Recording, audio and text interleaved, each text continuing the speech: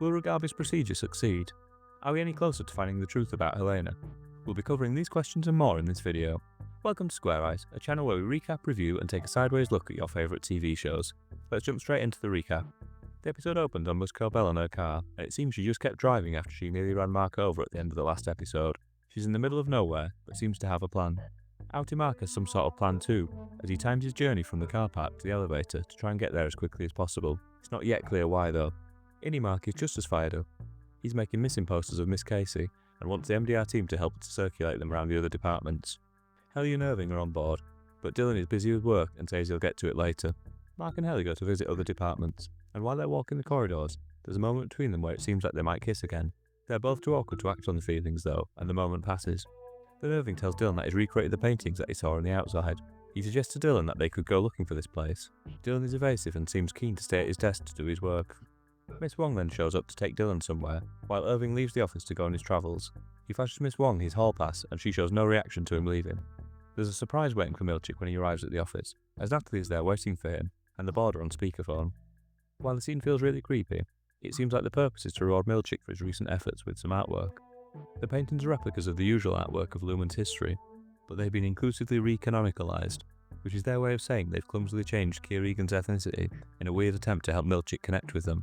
He says oh my in response to the gift, and talks about how meaningful he finds the artwork, but his face tells a different story. When the board are off the line, Milchick looks like he's trying to connect with Natalie on a human level about this strange gesture, but she doesn't break from her corporate facade she hides behind. So instead Milchick seethes quietly, the squeaks from his leather jacket being the biggest giveaway that he's unhappy. Later in the episode he stashes the paintings on a high shelf, suggesting he's got no interest in them. We're then back with Cobel, who is on a long straight road that seems to head to a town called Salt's Neck, which is 238 miles away. The fact that it's the only place on the sign, and it's so far away, suggests that the town of Kia is very, very isolated.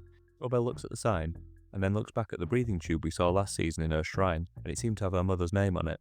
After some deliberation, she decides to turn around and head back to Kia. Mark and Helly go back to the room where they saw the goats last season. It's empty this time though, and there's a goat-sized tunnel that leads somewhere else. Mark decides to crawl through to see where it goes, and Helly reluctantly follows. At the end of the tunnel they find a vast room with a grass hill and dozens of goats. There's also a woman menacingly holding some shears. She's scared that they've come to kill her, and doesn't seem all that reassured when they explain that they're from the MDR team. We find out that the goat department is called Mammalians Nurturable. Then there's a strange conversation between Mark, Helly and Lorne, who seems to be in charge of the Mammalians Nurturable department.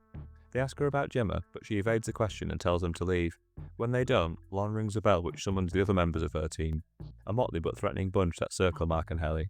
Dylan is worried when Miss Wong guides him to the security room, but we then see that it's changed to the outie visitation room that we saw the blueprints of 2 episodes ago.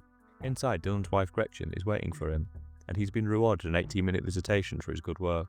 This explains why Dylan was so keen to keep working earlier, as he was trying to earn this perk. They have an awkward, stilted conversation. When Gretchen mentions Milchick's first name, Seth, Miss Wong immediately intervenes over the speakers to remind them not to disclose sensitive information, so this tells us that meetings in this room are closely observed. Dylan finds out that his outie has struggled to hold down work in the outside world, which explains why he was willing to become severed. It's devastating news for Innie Dylan, as he's speculated in the past about how successful he thinks his outie is, including suspecting that he performs muscle shows on the side. Gretchen then shows a picture of Dylan's children to him, and his face is brilliant, completely overcome with emotion. Irving is catching up with Felicia in optics and design, and shows us some drawings that he's made of Bert. He's drawn one every day despite the fact he's holding up his work. As Felicia flicks through his work, she gets to the page with the replica of the outie painting. Felicia asks him why he's drawn the exports hall, which is odd because when we saw it was described as the elevator to the testing floor. Felicia explains that their department used to send their things that they make to this place, but now a man comes and collects their output. Mark and Helly are surrounded by the rough-looking members of the Mammalians Nurturable department. Lorne threatens to tell Milchick about their project to find Miss Casey, but the mood in the room turns when Mark likens Miss Casey to a lost goat. Lorne confirms that Gemma used to do wellness sessions with her team. They believe that Miss Casey is retired, but Lorne says that she won't get in the way of their search. When Gretchen's saying goodbye to Dylan at the end of their 18 minutes, she tells him that she loves him, and he's taken aback, but also a bit pleased. He has nothing to say to her in response because she's virtually a stranger to him. They hug, and he seems to enjoy the connection, but is maybe a bit confused by the whole experience.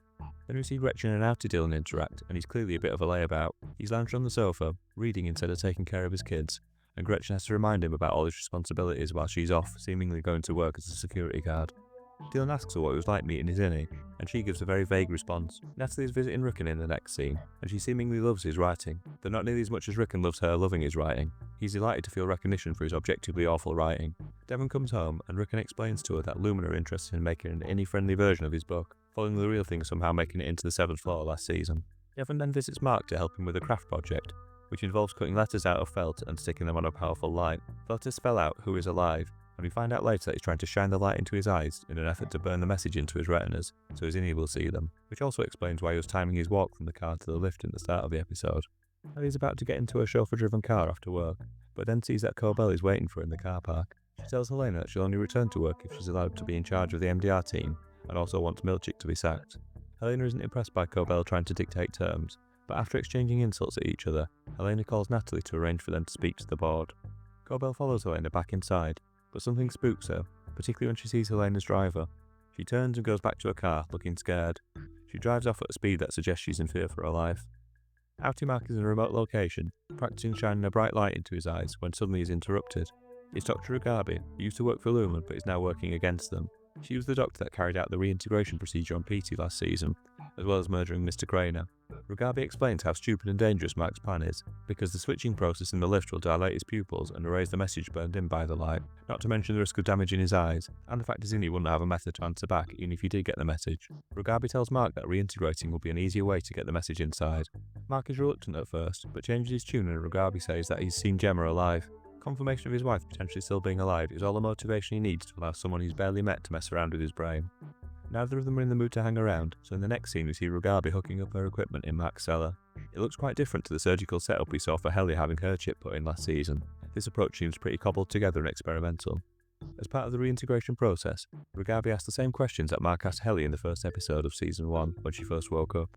Mark's outie is in control to start with, but as the questions continue the process starts to kick in, and he can't remember where he was born. Then we see a flashback to the innie world when he's asked about his first memory, and we jump to Mark waking up for the first time on the 7th floor, with Petey asking him questions over the speaker. I think this was another brilliant episode, with loads of great scenes, the story moving along at a good pace, and loads of extra details about the various mysteries that Severance loves to tease us with. The opening credits that we saw in episode 2 all but confirmed that Mark was going to go through the reintegration process, but I didn't expect it to happen so quickly. Now he's had his procedure, it feels like there are all sorts of possibilities in terms of where the story might go.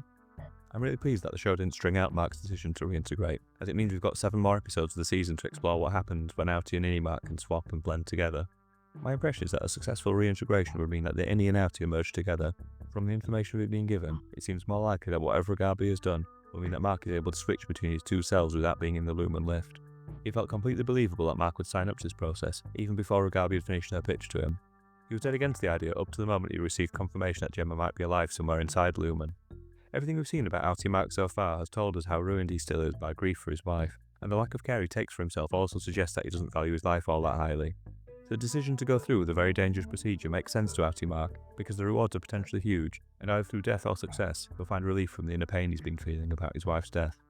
This was another episode that didn't give us a conclusive answer on whether it's Helena or Helly that we were seeing on the 7th floor, but I'm still pretty confident that it's Helena. Last season's Helly would have been the first time the goat tunnel, but in this episode she was reluctant and followed Mark's lead. She also seemed a bit more reserved and uncomfortable in the scene where they almost kissed. Last season it was Helly who initiated the kiss between them, but this time it looked like she was hoping Mark would do something, but perhaps forgot that he's essentially a 2-year-old with no romantic experience. While it doesn't seem currently relevant to the main storylines, seeing Irving managing his heartbreak over Bert's innie retiring is beautiful and moving to watch. John Turturro's acting ability is incredible at times, with him able to show a range of emotions with just a subtle change of facial expression. It seems likely that him and Felicia are going to end up working together to try and find the lift that goes to the testing floor, given that she knows where to find it from when she delivered her work there. In episode 1 of this season, Milchick introduced the idea of an innie and outie being in a throuple with another person, when he suggested to Mark that Cobel was trying to engineer this with him. However, it looks to me like the show is setting up a love triangle between Gretchen and both the Dylans. The way that she told innie Dylan that she loved him, and seemed tired of outie Dylan's lack of drive, suggests that she prefers the more successful inside version of Dylan. It must have been bittersweet for innie Dylan to find out that his outie is a bit of a loser, as it means that he's the more successful of the two, which will appeal to his competitive side, but he will also be crushed that his aspirations for his outie were way off the mark. Gretchen seemed to want to keep her meeting with innie Dylan from his outie, only giving him a brief summary in passing. My impression was that she saw a happier, more fulfilled version of her husband in that visitation room, and understandably preferred what she saw. This could be a very interesting storyline if it's followed through to a conclusion.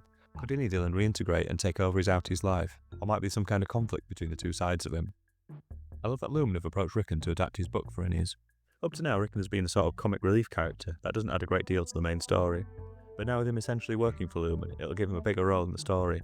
Not to mention how much the recognition from Lumon will inflate his ego. There are also little glimpses of a rift developing between Rickon and Devon, despite them being husband and wife.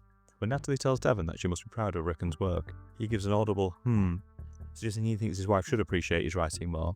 And when Devon is visiting Mark, he asks if she's told Rickon about Mark's light message plan, and she replies, "Are you insane? No," showing that she really doesn't trust him.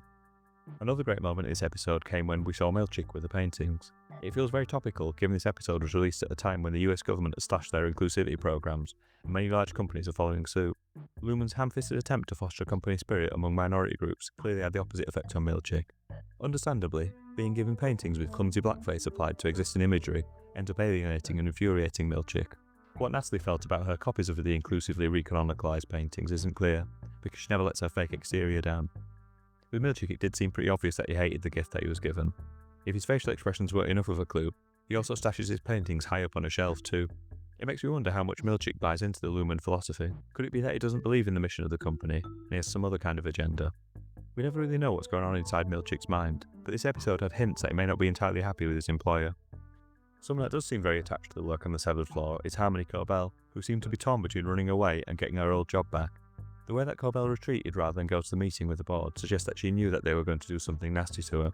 She looked genuinely scared before she went back to her car, and she's been inside the company long enough to know what they're capable of doing with employees they see as problems. Maybe she would have been murdered if she'd gone inside, or forcibly severed to make her a permanent innie.